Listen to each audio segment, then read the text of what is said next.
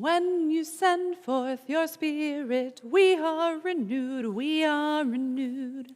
When you send forth your Spirit, we are renewed, we are renewed.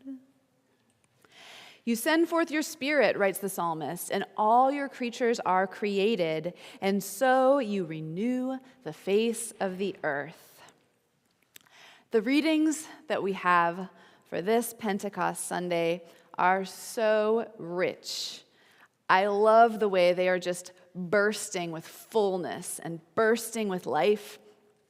There's a baby I know who's about 1 year old and is this beautiful, plump, chubby baby. And it's like the baby is so plump that the skin is like not even big enough for how plump the baby is. And it's like they're about to burst out of their skin because she's so plump and adorable and just full of wonderfulness. And in a lot of ways, these readings feel this way to me. It's like the excitement and the energy and the beauty is like bursting out of these words that are too small to contain them. And I really love it. These readings help me feel the motion of the Holy Spirit. I think that often the Holy Spirit is the aspect of the Trinity that we think of when we think of movements. We think of fire that moves and sets us ablaze, and we think of the breath that is the same word for spirit in Hebrew, the ruach, and that moves us, and it enlivens us, and it blows through the world. Sometimes people ask me about my time between being a child and being called to be a pastor, and then being an atheist, and then coming back to the church. And I want to share with you a little bit today about the theology that I was struggling with during that time, because for some reason these readings really speak to that for me. The theology that I grew up with, that most of us grew up with, and that is still very prevalent in the church, and is not wrong by any means, but is just one theology among many, is what I will call classical theism. A theology that talks about God as being like an entity, or, a person that we can talk to and have a relationship with. And in that theology, that classical theism, God is separate from creation. There's creation, and there's God, and there's a relationship between the two. And that relationship is very beautiful and profound, and it can be very deep and meaning and moving. For me, when I was in high school and college, and even still today, that theology doesn't quite resonate as easily for me. But I found over my study in undergrad a different kind of theology that also is found within the Christian world, and it's called panentheism. Panentheism, so pan like all, and then en is like I-N, it's E-N, but pan-en is like all in, and then theism, theo is God, so all in God. So in panentheism, it's like everything that is, all of creation, exists within God. It's a part of God. It's not like a separate thing from God. And this was really helpful to me in being able to come back to Christianity, because for me, I experienced the divine and the sacred in the created world. I experienced the divine in nature, as so many of us do, and I really believed in the beauty and the sacredness of the human body. This theology allowed me to see God within myself, not just as God out there passing judgment on me, but as God as the thing that was within me, that light. We talk about the light of Christ, or the divine image, or the divine spark. That spark that is within all of us. And that is God. It's found deep within us, not just out there somewhere else. These past couple weeks, Pastor Colleen and Ruth Nicodemus have been leading us in a series of adult forum sessions called Pro Future Faith, and they have talked quite a bit about this concept. They haven't used the term panentheism, but the theology that was taught by Reverend Michael Dowd in that series is panentheistic. It's a theology that says that God is all of reality. Everything that exists.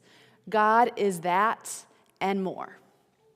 God isn't like something separate from the earth or something separate than our own selves. We exist in God. God is all of reality and more. Now, most of our Bible and most of the liturgy that we have in worship when we speak about God speaks more from a classical theism framework. It's hard to pray aloud without making God something that we're talking to, which gets a little weird because if I'm also God, I'm talking to myself, But it's hard to capture that out loud. And that's why a lot of times meditation is very important to people, where they can connect deeply with that light, that divine energy that is deep within them. That's not the kind of thing that can be easily captured in words. So what I find interesting about some of these readings that we have today, other than just the fullness that is bursting from them, I find it interesting the way that these readings speak from a classical theism framework.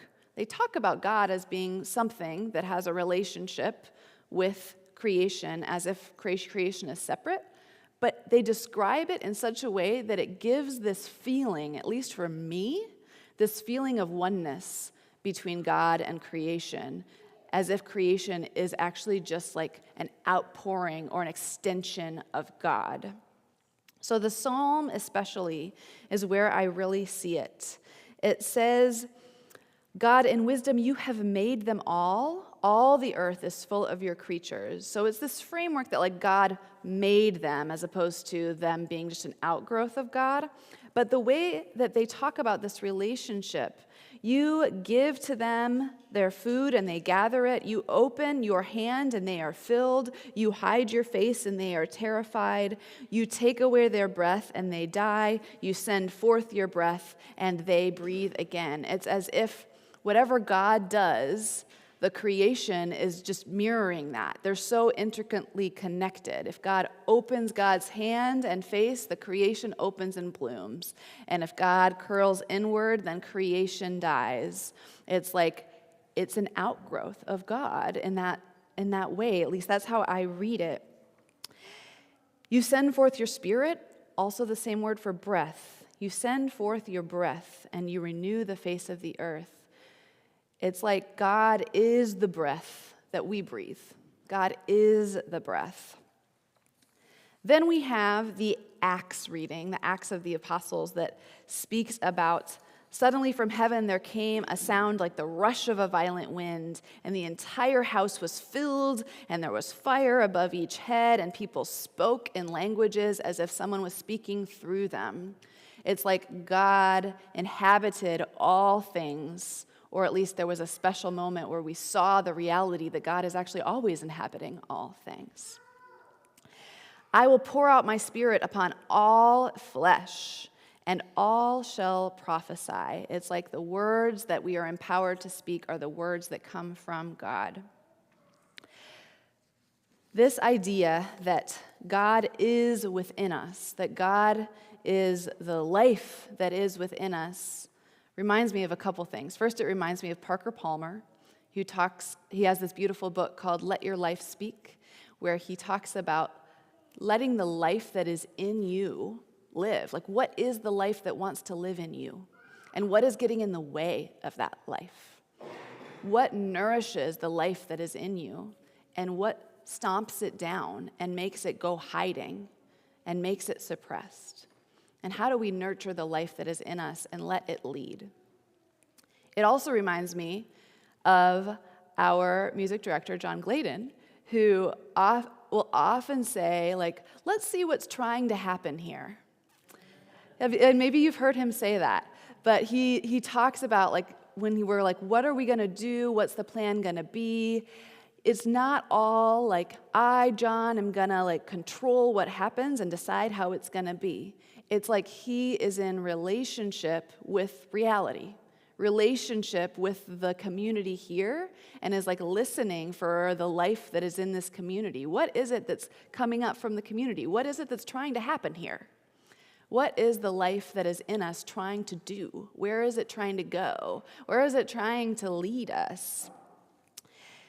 For me, that's what Pentecost Sunday is about. It's about opening myself up to listening to the life that is in me, remembering that that life is divine, that that life comes from God, that the life that makes me alive is God, God's self. That is the spirit of the universe, and it carries ancient wisdom that I should really listen to. That life also connects all of us. The psalm talks about the diversity of God's creation, and there can be difficulty in trying to figure out how to work together across diversity. But what I notice is that all of the aspects of the creation have something in common. And what they have in common is that the life that is in them is the same life. The life that is in them is the Holy Spirit. They all are dependent, and they all are an embodiment of the Holy Spirit in our world. And that's the thing that unites us and makes everything beautiful. So today, I ask that you open your hearts to the life that is in you, that you let God, the Spirit that breathes in and out of your body, you let God lead you, and that we might as a community see what's trying to happen here, that we might listen for what the Holy Spirit is doing, what the life of this community, where it's trying to go. When God breathes and sends forth God's Spirit, God's life, we are renewed. Just as the song, when you send forth your Spirit, we are renewed, we are renewed. When you send forth your Spirit, we are renewed, we are